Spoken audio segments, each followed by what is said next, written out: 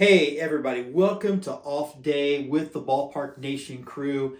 We were supposed to do a full episode of this preview for tonight's game. However, this is the first window I've had in about 48 hours where something wasn't coming violently out of either end of my stomach. It has been an ordeal. I wonder if there's some kind of luck in that or bad luck. I don't really know how that works. But in that time, or at least until our time when we did Tuesday's episode, I have allowed my veins to get full of the burnt orange Kool-Aid. I have put on my burnt orange glasses. But mostly, when I think about this game, I refuse to go off the recency bias that we have seen from the national media. Just like I didn't think Ohio State was cooked after they lost to Michigan, I don't believe that Texas is cooked after having an inconsistent game against Arizona State. Now, if you go back to that game, there were a lot of weird things that happened.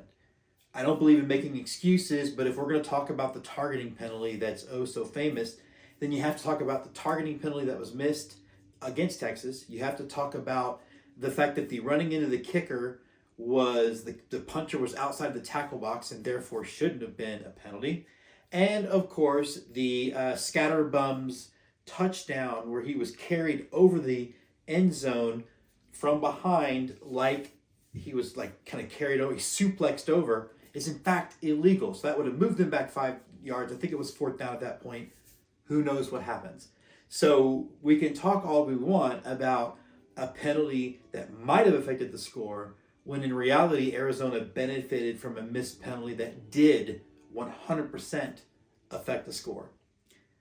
The other thing that happens with Texas scoring quickly, with the punt return, and then with penalties that the defense committed, they played sloppy, that kept drives going. That's why you saw the Texas defense on the field so much, and I just don't think that happens today.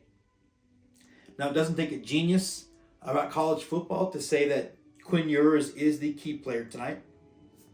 I think we can look at matchups all day long. I think Ohio State has the better wide receiver of the entire roster of both teams, but I think Texas has a deeper wide receiver group, including the tight end and the running backs out of the backfield. So I think if we get a Quinn Ewers game like what we got most of 2023 and in 2024 up until he got injured, I think Texas has more than a puncher's chance to win the game. He has talked openly about standing on the field after losing last year in this round and how much it affected him. That's either going to make him play one of two ways. One, he's going to be the freewheeling gunslinger that I think we need him to be, or he's going to play scared and play tight. If he plays freewheeling, Texas wins by 3. If he plays tight, Texas probably loses by 6. But I am betting on Quinn Ewers wanting to go out with a bang. He is 8 quarters away from the pinnacle of Texas Longhorn football. Because if Quinn Ewers brings us a national championship, he is going to be looked upon just like Vince Young. If he doesn't, for some reason, our fan base is going to be way harder on him than we were on Colt McCoy or Major Applewhite. 2 quarterbacks that we love, even though neither of those delivered national championships. So I'm rolling with Quinn tonight. Longhorns by 3. Everyone enjoy the game. As for me, I'm pretty nervous. I'm probably going to take a trazodone.